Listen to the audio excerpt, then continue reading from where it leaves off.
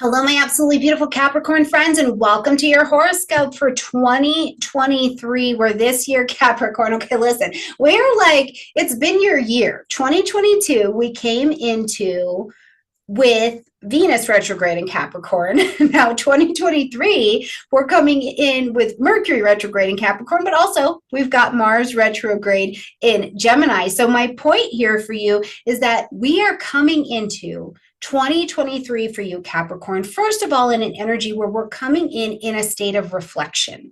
Okay, we're coming in really looking back at this expanse between 22 and the beginning of 23 and what you achieved and how you have revalued your life, yourself, how you make money, the relationships, and what is important to you, right? And the decisions that you made in 2022 that brought a sense of fulfillment and brought a sense of order to your life, where I think truly, Capricorn, whether or not you've stopped lately to look around, some things have a hell of a lot more clarity to you here as we're coming into this reflective 2023 energy. And I could not be more proud of you. First of all, because it is tough work being a human being, and it is tough work as an earth sign saying, I don't value that anymore. I'm going to let it go and I'm ready to start a new adventure. And I believe in 2022, you have done that. You have taken action to bring a structure and a sense of order and clarity to your life that as you travel through 2023, I can't wait to actually see it unfold. Okay. So that said, let's keep in mind a couple things as you listen forward. We will cover all of the retrogrades, full cycles, in the weekly and the monthly videos. Okay, I will walk with you every week, every month, and we will really get into that. For now, we want to have a high-level view of the big shifts that are coming and are available to you as we travel through 2023. So in no way am I going to leave you hanging, but we're not going to spend 46 minutes in this particular breakdown. So just listen for the big stuff and I'll catch you every week, okay? Now, first and foremost, like I said, we're coming into 2023 with both Mars, our action planet, and Mercury, our thinking planet, in retrograde. So we are coming in a bit reflective, okay? Now, this Mercury retrograde is in your sign. So truly, I think that you are, re-looking at decisions you've made, re-looking at yourself, re-looking at if you feel like coming into 2023, you've put yourself and made decisions that have you in a position to be successful. Now, Pluto is also in the last degrees of Capricorn at this particular time. So any last minute kind of burdens that you've been carrying or beliefs that were actually sabotaging you, I think have been falling from you. But at the same time, Pluto is an energy of influence and power. So Capricorn, this is also a signature coming into the year of rethink what you can do to own and use your influence and your power to take yourself to the next level. Get those things that have been blocking you out of the way. If it hurts, if it's hard, if you're still struggling, go there. Not alone, with a therapist, with an astrologer, with a friend who can look at you and help you see critically but lovingly what you need to shed to get out of your own way and go ahead and make that expansion, okay? And these are things that you'll be looking at during this Mercury retrograde. Now, we're going to see Mercury coming out of retrograde on the 18th of the month. So that'll be, communication and decision making and things like that are going to move more forward. But it is also nice to note that all of the Mercury retrogrades we will experience this year are going to be in earth signs. So truly, what you've been thinking about, talking about, planning, healing from, you're going to bring it into actual physical, touchable, tangible earth signs live in the material plane kind of energy. Okay, so watch that idea come out of the clouds and down to the ground this year. Really exciting. Now, Mars is also retrograde here in the energy of Gemini, which is lighting up your 6th house space. So I think it's been a time where you have been and hopefully will be reassessing your strategy around your daily routine. How are you getting things done? Did you bring something or someone into your life that the daily routine has needed to shift a little bit? You've needed to have, a bit of a review of how you're getting that particular thing done.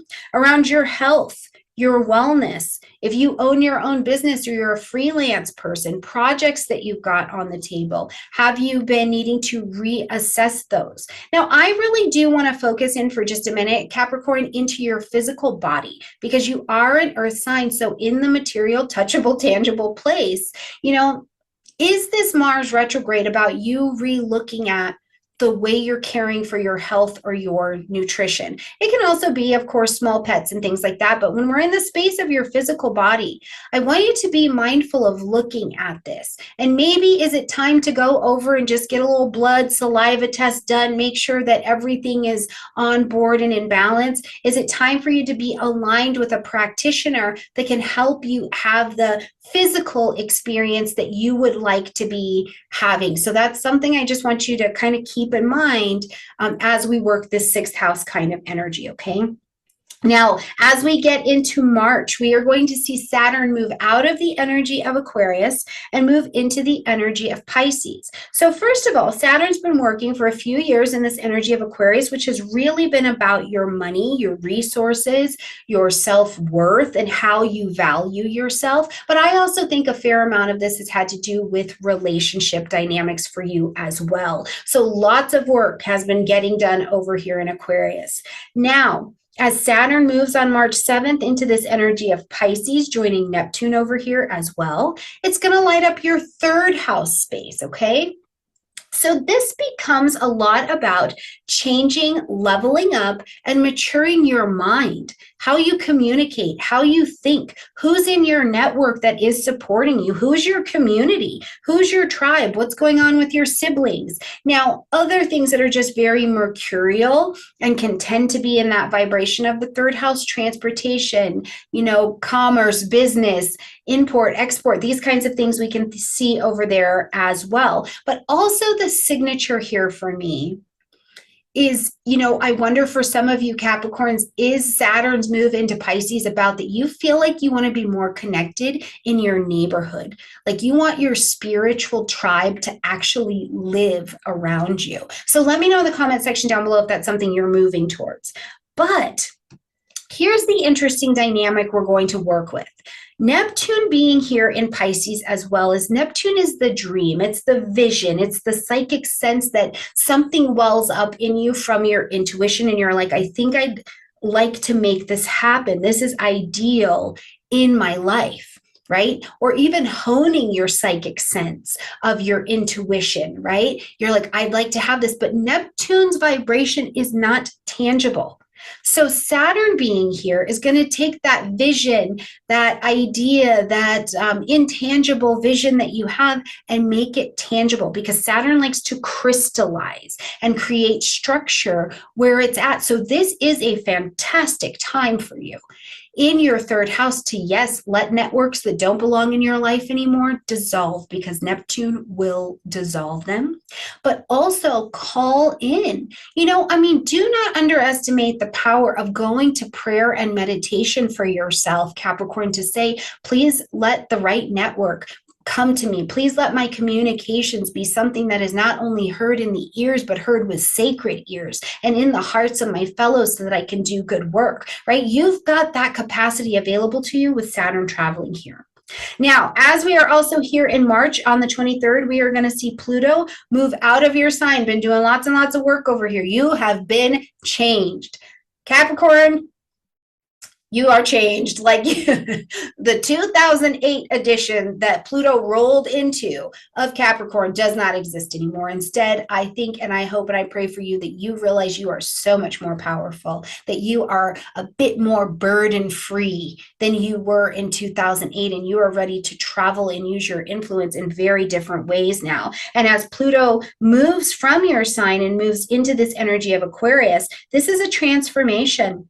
This is in your finances, in your value, in your esteem for yourself and how you make money. If something has been blocking you here, if you've had doubt, if you've had power struggle around this area of your life, This is where you get to start learning to really take control. And when we learn about the financial vibration and begin to take control, the power that you have to create something long lasting, first of all, and something that is genuinely so transformational in your life, I think become realities that you can't will them in. You have to be in a position to shed the doubt and bring this area to real flourishing. And when you do that, it brings a lot of freedom. You know, when we look at your life in this second house area over the last, 12 to 15 years of your life,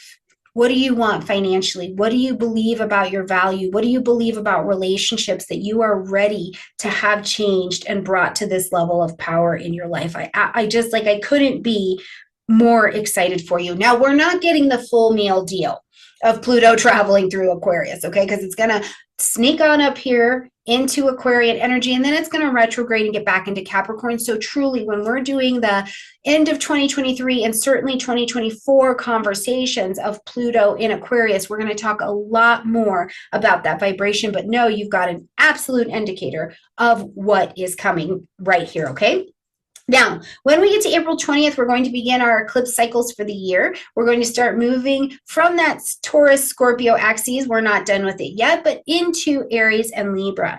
So on April 20th, we've got our first new moon solar eclipse happening at 29 degrees of Aries. That is 29 degrees. That is an anaretic degree. It means it is loaded with power. It is loaded with knowledge and vibration and some clarity as well. So at this particular eclipse, it's going to light up your fourth house zone. So you see what I mean? This vibration of somehow changing your housing situation, whether it is that you move or you're changing the structure that's inside of this home and foundational area, the family dynamic is absolutely changing at this time. So over the next 3 to 6 months, you have the opportunity to plant your seeds of intention to strengthen your home zone, get that project done in your home, to strengthen the relationship with the people in your home, to establish, Capricorn, what does home and family mean to you at this point in your life? And then you get to move towards it, because I actually think that this particular moon is going to help you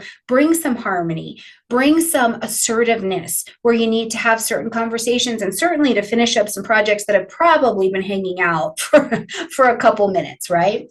Now on May 5th, we're going to have a lunar eclipse at 14 degrees of Scorpio, and this is going to be, of course, over here, lighting up this 11th house space. So friends, social groupings, organizations, causes that you're connected to, social media, but also, Capricorn, long range plans, goals, and designs for yourself, okay? So the lunar eclipse says that something needs to be ended, acknowledged, or adjusted. We got to bring a shift to this particular area. So I think it's going to be a question of, do you have the right people in your friendship group, right? Are you, do you have changes in your life that now are bringing you to different people? For example, did you become a parent and now maybe you need to join a parenting group so that you have support and you have education around you to help you move forward? In your long range plans and goals, who are you cooperating with that's going to help you have long range success? This is a really big time for looking at that. And in Scorpio energy, if your network is not in alignment, if your vibe and your tribe are not in alignment, elimination is needed. Scorpio is about detoxing, getting it out there so that when you let it go, what belongs there can come in, okay? October 14th, we're going to have another solar eclipse, and this is going to be at 21 degrees of Libra, lighting up this 10th house space for you. So the space of your career, your soul level calling, your reputation or title that we call you in public. And when I say that, if you were married and now you're not married, we're going to call you something else in public. If you get married, we're going to call you something else in public, right? If you retire, we're going to call you something else in public. So think about what are the titles you carry in public when you're looking at this solar eclipse. So as we're experiencing this eclipse, it's going to be calling your attention to plant your seeds of intention for what you would like to achieve. You know, maybe parents in your life or people who serve in a position of they have some sort of influence or authority in your life. You know, would you like to call in experts that help you go from this level to this level? Would you like to be the expert that is starting to present your information? What do you want to achieve? What's in your ambition house? I think that this is a really lovely energy, especially because Venus is the ruling planet of Libra. So there is an attractiveness as this eclipse is playing out for you to bring that career change in status or to bring that, you know, significant relationship into your life that absolutely changes the game for you. The last eclipse we're going to experience for the year is going to be on October 28th at 5 degrees of Taurus. And this is lighting up your 5th house space. So self-expression, joy, pleasure, play, children, you as a child. Looking back at your parents, we can see that here as well. Romance, things that are social, anything that you're going to take a risk on is going to lead here. So are you going to, you know, join the stocks? Are you an athlete? Right? All of those things live in the 5th house space. So this particular eclipse is not new information. We've been working in Taurus and Scorpio axes. So what are you ending, acknowledging, or adjusting in this area? You know, did your children, Uranus and Jupiter are here, so you know, did your children have something happen in their lives which was like, whoa, that was a complete surprise? Or did you have something happen in your life where you're like, forget it, I'm taking a risk, it's a complete surprise, kind of out of nowhere, but I'm going to take it on, I'm ready for adventure, right? Whatever that is for you, let life surprise and delight you. Uranus and Jupiter have a wisdom that says, how about this? This could really change the game. And without you even understanding the full impact of it, it could be taking you in a direction you didn't think you were going to go. And what you find out is that everything you've been craving, everything you've been wanting is actually living right inside of this little experience. Now, it's still just Uranus, eclipse, Jupiter energy. So truly, where it can be a time of being excited about life surprising us, I will just tell you to expect the unexpected with this particular eclipse, okay? Whatever it is, expect the unexpected and realize that there are innovative solutions or options that you maybe couldn't see before, okay? Now, before we close this out, let's keep in mind that we are not quite done yet because Jupiter is going to be taking its show on the road, right? Jupiter is going to fly through the energy of Aries, and it's actually going to move quite quickly through Taurus as well. But we're going to see Jupiter as we come into the year in this Aries energy. So in that 4th house space, home, family, real estate, property, there's some kind of expansion or some kind of wisdom that is coming to your 4th house energy. Now, then we're going to see on May 17th that Jupiter pops into the energy of Taurus. So this again is going to light up that 5th house space. So pleasure, play, self-expression, taking a risk, starting a new business venture, starting a new business even. Now, Jupiter is still Jupiter. So if you are a valuable teacher or you have something valuable to teach, I actually think that we could see this happening as well. In a completely other vein of expansion here in the 5th house, for some people, this is the signature of pregnancy or the expanding body in some way, shape, or form. This is a great signature for adoptions, if that's something that needed to come around, or maybe you get married and you become a step parent in some way, shape, or form. So the signatures here, there's a lot of opportunity available to expand this particular area as Jupiter is transiting through Taurus, okay? So lots going on. It's a year. We're going to have to take it one day at a time. And I will be walking with you one day at a time on my Instagram, putting up posts so you know the energy of the exact day. But I will also be walking with you on my YouTube channel every week and every month at a time. So please feel free to join me. I will be bringing you friends and teachers and professionals to also help guide us through the rest of the year with their wisdom as well. I love you a ton, my Capricorn friends. Let me know in the comment section how everything is manifesting out for you. Have a beautiful year, and I'll see you soon.